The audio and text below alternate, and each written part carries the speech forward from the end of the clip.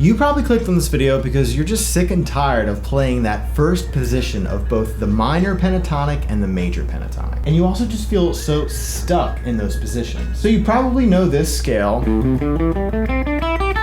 but what about these?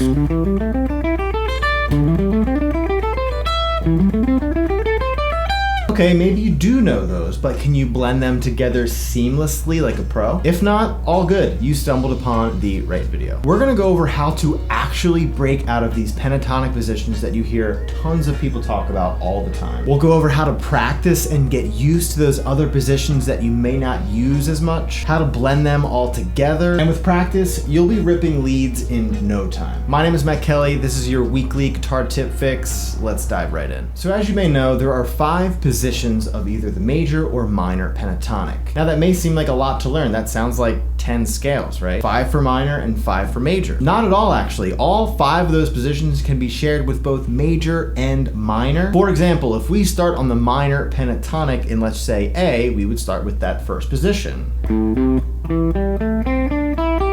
So now let's say we're playing in the key of C major and we want to play the C major pentatonic scale. We just start with the second position of the minor pentatonic, and that would be our first of the major.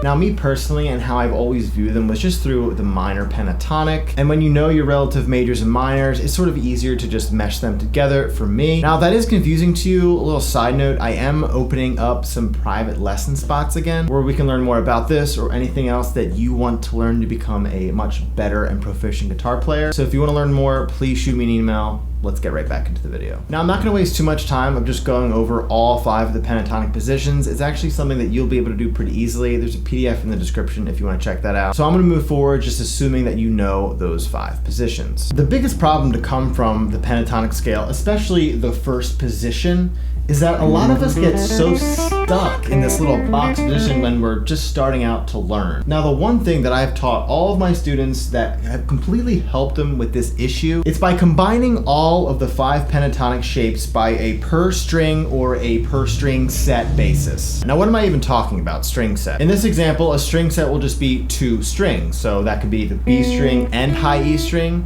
the G string and B string, D string, G string, A string, D string, E string, A string, you get it. Now if we just did it by 1 string basis, that means we're just gonna focus on each string individually and find all the notes in all 5 of those positions. Now here's a quick little example for you. I'm gonna play all of the notes that are in the 5 positions of the pentatonic scale just on the high E string.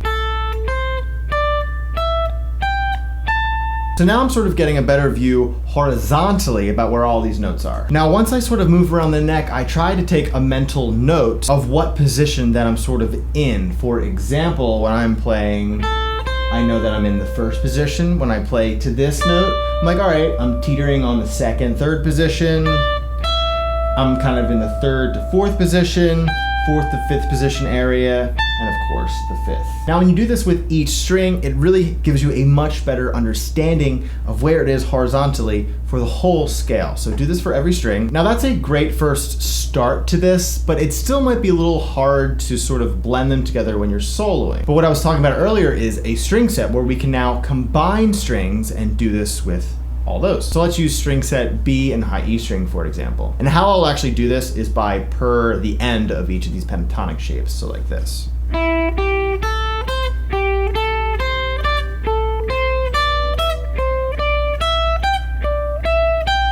So you can keep practicing that until you get comfortable enough. Then you can do the G and B string.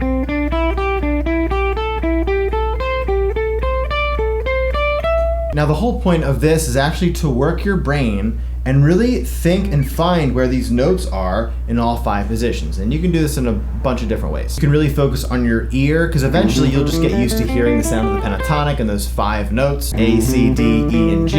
And that's the whole point of this. It's an exercise to work your brain and get you to memorize these shapes and get comfortable with them so you can break out of the box and be able to play more fluidly across the fretboard. Now, even if you master this in, let's say, the key of A minor, which has been all the examples in this video, it's time to move on to a different key, because we're not always going to be playing in the key of A. So practice all 5 of those positions in G minor, practice them all in C minor. And this will be helpful because how our hands feel when we're playing it in A is going to feel a little different when we're playing in G, because we have to stretch our fingers a little bit more. So it's good to keep yourself in check and practice this in multiple keys. A pretty simple and straightforward lesson. I didn't want to overcomplicate this and give you a bunch of terms that will just make you much more confused. Like I said, the pentatonic shapes are down in the description if you want to learn them. If you do want to do the string sets, I highly recommend just building those string sets or all the string notes on each of them on that PDF. That'll work your brain a little bit more to sort of see and puzzle piece it together. Now, please let me know in the comments if you have any other lesson requests. And like I said, if you want to learn anything more in detail, I am opening up only a couple lesson spots. So if you want to learn more about that, please shoot me an email. The email's down below. Thanks as always for watching. This was your weekly guitar lesson fix, and I'll see you in the next video.